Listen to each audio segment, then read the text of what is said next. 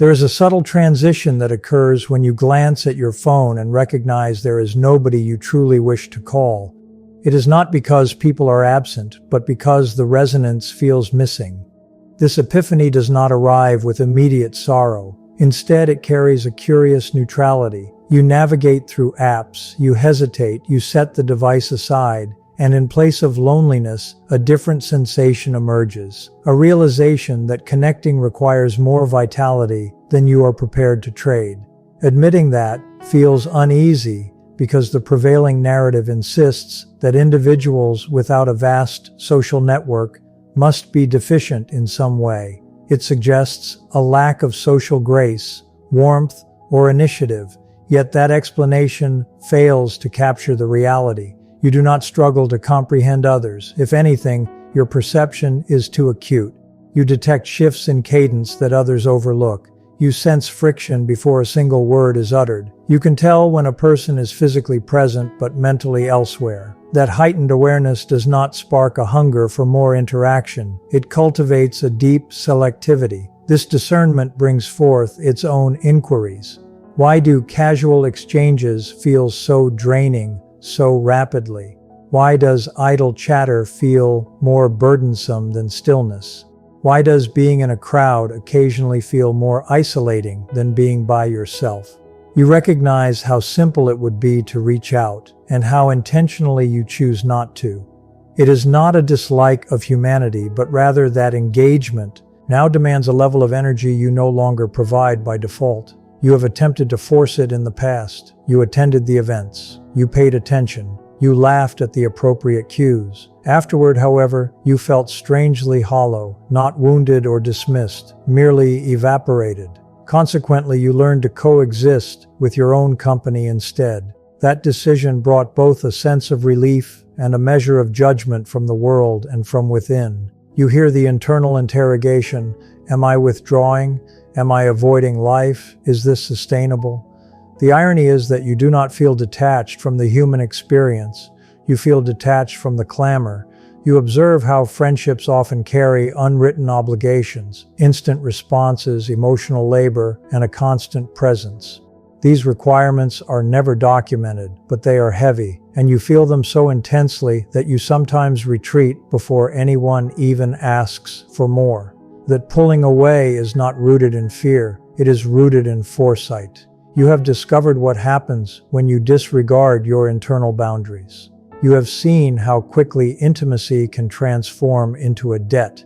And for you, obligation does not resemble affection, it resembles a weight. Observers often assume those with few companions are guarded, yet that is not the internal experience. You feel open, perhaps, even exposed, but that transparency is not distributed broadly. You do not desire 10 superficial ties. You seek one that does not require a performance. Because those are rare, you fill the void with silence rather than people. That quiet is far from empty. It is perceptive. You see how much social life revolves around the management of impressions, how frequently people talk without truly hearing, how seldom silence is permitted to breathe without being fixed. You do not scramble to fill those gaps, and that makes others restless. They ask why. You are so reserved, why you stay in, why you do not put yourself out there. Usually you lack a response that satisfies them because the genuine answer sounds wrong. The truth is that being alone feels more honest than being misunderstood, but voicing that sounds prideful or defensive or melancholy, so you remain silent, and over time, your world narrows, not suddenly, but by degrees. You cease investing in ties that require endless justification. You stop pursuing those who only value your utility. You stop sustaining bonds out of mere habit. What stays is space, and space can be confronting. In that openness, you begin to see yourself more clearly. You notice how quickly you absorb emotional shifts, and how deeply you analyze conversations long after they have concluded. You see how strongly you vibrate internally even when you appear composed. You realize every interaction carries a cost, not because people are inherently bad, but because you absorb more than the average person. When you have a small circle, people assume you have been rejected, but you do not feel rejected, you feel sheltered. You are protected from having to mute your true self to maintain a connection. You are protected from explaining your need for solitude and from relationships that drain more than they replenish. Still, a lingering unease remains, a suspicion that you might be missing a fundamental part of the human experience, that perhaps a smaller life signifies a flaw. That doubt is not internal, it is a byproduct of comparison. You see others gathered together laughing and sharing, and for a brief moment you wonder if you are broken, but then you envision yourself in that scene. The noise, the relentless engagement, the surface-level talk, and your body recoils, not with desire, but with resistance. You do not covet their numbers, you covet their ease. You wonder why that ease has always felt so inaccessible. You start to see a recurring theme. People often confide in you quickly, sharing secrets they guard from everyone else. They feel seen in your presence, yet few remain. This is not because you push them away, but because staying would require them to meet you at a depth where most people do not reside. So the ties dissolve, and you are left with fewer names but a more expansive internal territory. That clarity does not feel like loneliness. It feels like the stillness of a room after a loud celebration has ended. Your senses ring for a moment, then they adjust. In that recalibration, it becomes evident that having few friends was not an accident or a stroke of misfortune. It was not a social failure. It was crafted by something more profound, something regarding how you perceive, process, and safeguard your spirit. That realization has not fully surfaced yet, but you know that what looks like isolation from the outside feels like alignment from within. That is where the friction starts, because if this is true, the belief that more friends equals a better life begins to shatter. And if that pillar falls, something else must take its place, something you have not yet named. Until you do, you are left with the question, what is it that distinguishes empaths with few friends? Why does that distinction feel both heavy and remarkably right? Eventually, the inquiry stops being about the world and turns inward. You notice how different your inner life is from those around you, how echoes of conversations persist in your body, and how even pleasant company can feel overwhelming. You realize something significant. Most people navigate social environments lightly. They skim the surface of emotion and move on. You do not skim, you soak it in. This absorption is not theatrical, it is quiet. You register the gaps between words. You feel the unvoiced tension. You know when someone is acting rather than being. All that data must be processed. Having fewer friends is not a failure of skill. It is because your system lacks the standard filters for interaction. This is the turning point. What appears as distance is actually a form of compression. You are distilling your world to a scale you can inhabit without losing your identity. This is where the world's misunderstanding is born. They assume your solitude is a sign of emptiness, but they cannot see how crowded your inner landscape already is. You do not lack input, you are overstimulated by it. Every bond and every emotional trade adds a layer to an already dense world. Without realizing it, you choose quality as a means of survival. The truth is that empaths with few friends share a specific internal architecture. They do not experience connection as a neutral event. They experience it as an immersion. This means every relationship requires a level of presence that others never even realize they are giving. You do not just hang out, you tune in. You do not just listen, you map the shifts in the room. You do not just reply, you hold the emotional weight of the space. Doing that without a break is impossible to maintain. Your circle shrinks, not because you are against people, but because you are precise. Precision is often mistaken for avoidance, but while avoidance is fueled by fear, precision is fueled by awareness. You become selective because you understand the price of admission. You have learned that not every soul deserves access to your core. You have learned that being popular often requires being diluted, and dilution feels far worse than being alone. That is one of the defining traits. Another is that you do not bond through activities. You bond through resonance, shared values, and emotional depth. Such connections are rare, so instead of accepting substitutes, you wait.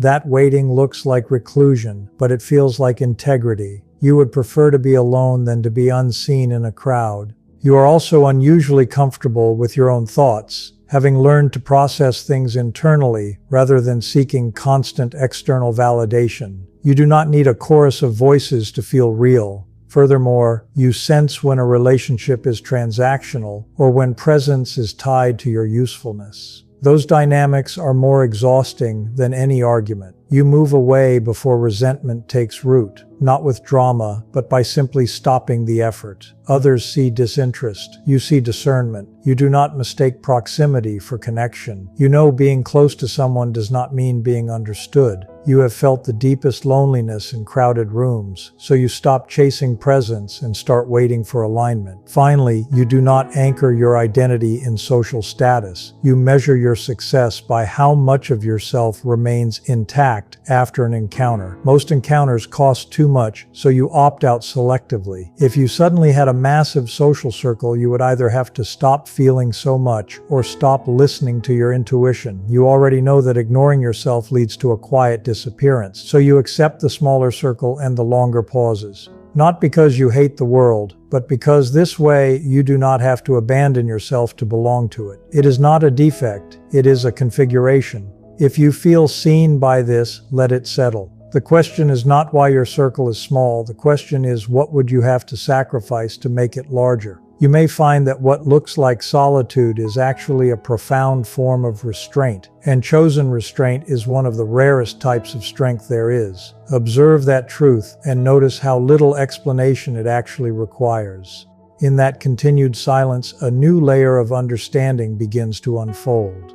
You start to see that your inclination toward solitude is not a turning away from life, but a turning toward a different kind of frequency. Most people are conditioned to believe that the more lives we touch, the more significant our own becomes, but you have discovered that for the sensitive soul, the opposite is often true. The more lives you allow into your immediate field, the more your own frequency becomes muddled. You are like a finely tuned instrument that picks up every passing vibration, and when the room is too crowded, the music you are meant to play gets lost in the noise of everyone else's expectations. This leads to a realization that is difficult to speak aloud. You are not lonely because you are alone. You feel lonely only when you are forced to pretend you are less than you are.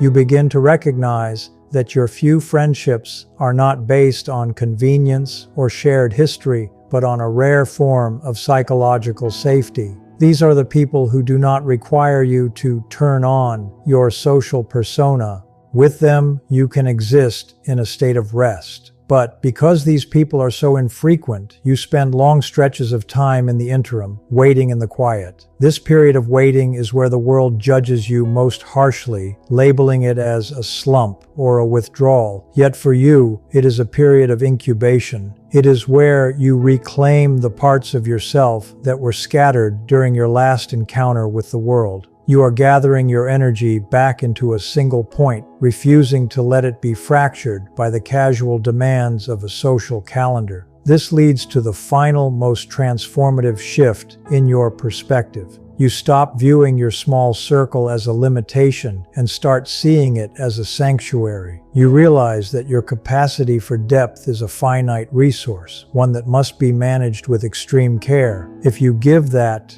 depth to everyone, it eventually becomes a shallow pool, serving no one and leaving you parched. By keeping your world small, you keep your depth intact. You are not building walls to keep people out. You are tending a garden that is too delicate for heavy foot traffic. The strength it takes to maintain that boundary in a world that demands constant accessibility is immense.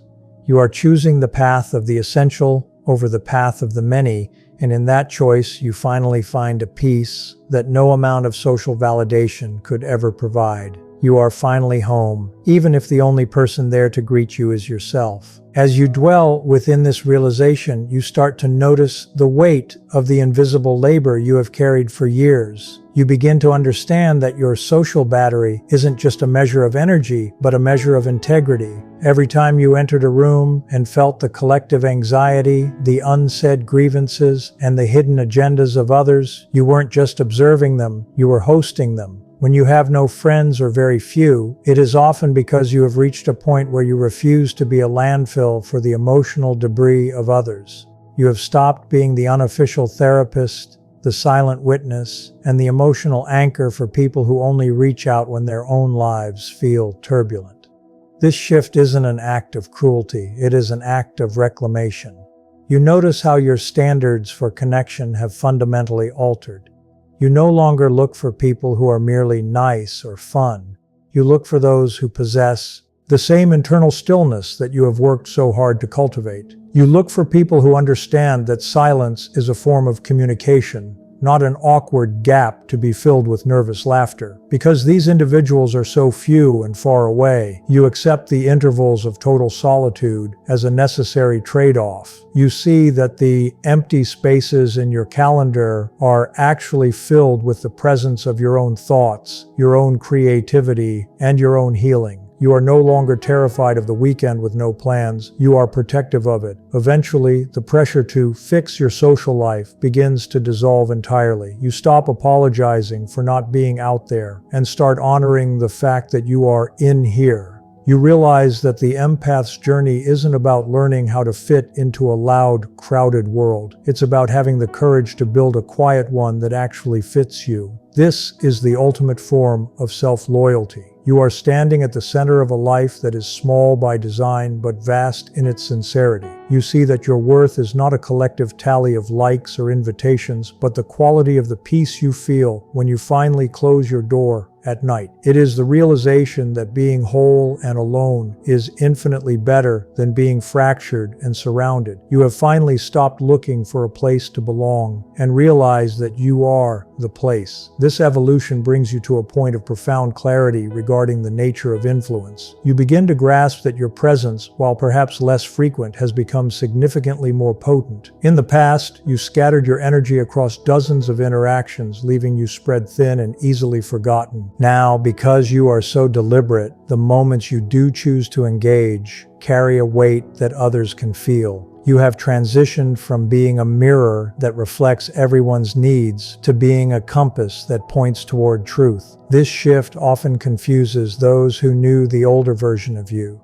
the one who was always available, always accommodating, and always there to bridge the gaps. They might perceive your new boundaries as coldness, but in reality, they are the heat of a fire that has finally been contained within a hearth. You start to recognize that your sensitivity is not a vulnerability to be managed, but a sophisticated filtering system. It is designed to keep you away from environments that would dull your intuition and toward the few people or projects that actually require your specific depth. You stop asking why you are different and start asking what that difference allows you to see that others cannot. You notice the beauty in the mundane, the way light hits a wall, the complexity of a single thought, the profound relief of a day where nothing is expected of you. These small, quiet joys become your primary sustenance. You realize that the modern world's obsession with more is a distraction from the terrifying but beautiful reality of enough. Finally, you reach a state of grace where the opinions of the collective no longer reach your core. You understand that most people are terrified of the very silence you have learned to love, and their judgment of your life is simply a reflection of their own fear of being alone with themselves. You no longer feel the need to defend your choices or explain your small circle. You simply live within it. This is the moment the heavy feeling of being different transforms into the light feeling of being free. You are no longer waiting for the world to understand you. You have understood yourself, and that is the only validation that has ever truly mattered. The journey that began with a quiet realization at a phone screen ends with the realization that you are exactly where you are supposed to be, standing firmly in your own truth, unbothered by the noise outside.